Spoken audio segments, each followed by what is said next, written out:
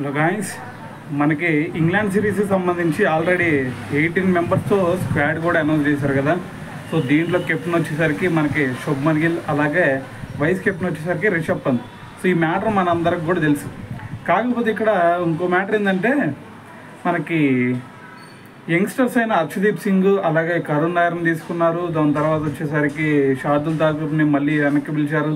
So Sai సుదర్శన్కి chance ఇచ్చారు. So వీళ్ళందరికీ chance ఇచ్చినా సరే మరి మంచిగా పర్ఫామ్ చేస్తున్న శ్రేయస్ అయ్యర్ని ఎందుకు తీసుకోలేదు అనేది ఇక్కడ మ్యాటర్. అయితే మరి శ్రేయస్ అయ్యర్ చూసుకుంటే రంజీ ట్రోఫీలో మంచిగానే ఆడుతున్నాడు, ఐపీఎల్లో చూసుకున్నా సరే ఎక్సలెంట్ ఫామ్లో ఉన్నాడు. మరి ఇంకేం చేయాలి?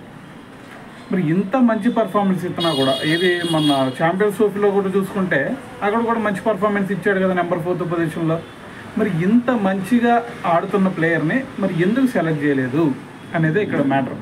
సో దానికి మరి గౌతమ్ గంభీర్ని అడిగితే అతను చెప్పింది ఏంటంటే, సింపుల్గా తేల్చేశాడు. నేను సెలెక్టర్ని కాదు, నన్ను ఎందుకు అడుగుతున్నారు అని చెప్పేసి ఒకే ఒక్క స్టేట్మెంట్తో పక్కకు దోసేశాడు. మరి దీనికి ఆన్సర్ ఇంక ఎవరు ఇస్తారు? సో సెలక్షన్ కమిటీ ఇచ్చిద్దా అంటే వాళ్ళు ఇవ్వలేదు. సో మరి ఇంకా దీని వెనకమాల ఏంది రీజన్? సో మరి దీని గురించి మరి మీరేమనుకుంటున్నారు అనేది కూడా కింద కామెంట్ చేయండి మరి.